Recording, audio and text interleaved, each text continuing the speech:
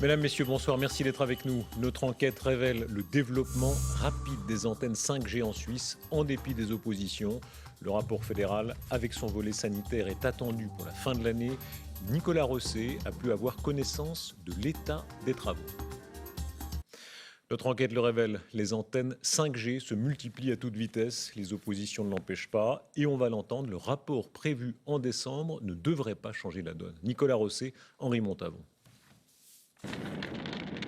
Des câbles carbonisés, un local technique inutilisable. Des inconnus ont mis le feu à cette antenne de téléphonie mobile, utilisée par Salt et Swisscom, la mettant hors service pendant des semaines. Fait étonnant, on s'en est pris à cette antenne 4G, alors qu'à quelques centaines de mètres trône une antenne 5G.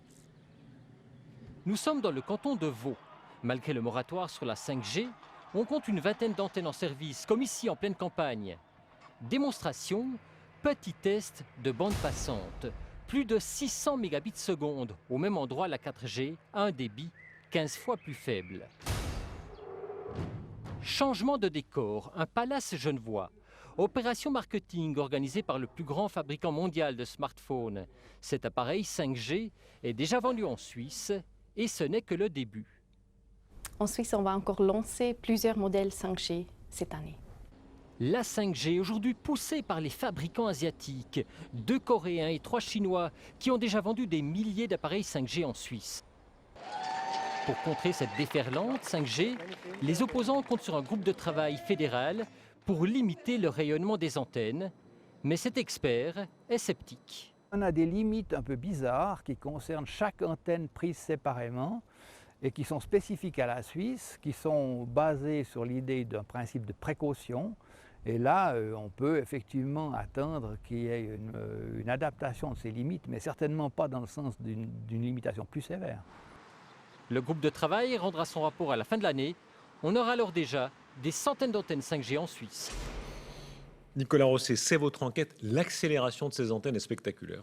Oui, tout à fait. Il faut rappeler que la Suisse, après la Corée, bien sûr, quelques autres pays, est un des pays au monde où la 5G est le plus en avance. Actuellement, on frôle déjà les 400 antennes 5G en service en Suisse. Alors bien sûr, en Suisse romande, on a un niveau d'équipement qui est près de 30% plus faible que par rapport à la Suisse alémanique, où l'opposition est la plus faible. Mais quand même, on le voit, même dans les cantons comme Vaud, Genève, où on a un moratoire en théorie, on a des antennes.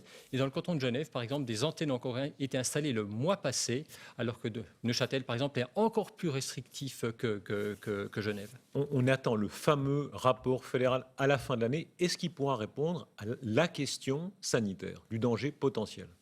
Non, la réponse est clairement non. Ce qu'il faut rappeler, c'est que ce groupe de travail, il est écrit par Doris Leuthard à la demande des opérateurs de téléphonie mobile en Suisse. Ce sont Swisscom, Salt, Sunrise, qui aimeraient pouvoir augmenter la puissance des antennes 5G pour en construire moins, qui ont demandé la construction, l'élaboration de ce groupe de travail. D'ailleurs, un document confidentiel qui vient de sortir cite bien que le groupe de travail n'a pas pour tâche d'étudier les effets de la 5G sur la santé. Donc, à ce niveau-là, il n'y aura pas de surprise, aucun obstacle sanitaire, entre guillemets, au développement de la 5G. Est-ce qu'on doit comprendre que le grand doute continuera sur toutes ces ondes, là j'ai 2 portables sur la table, les écrans, etc.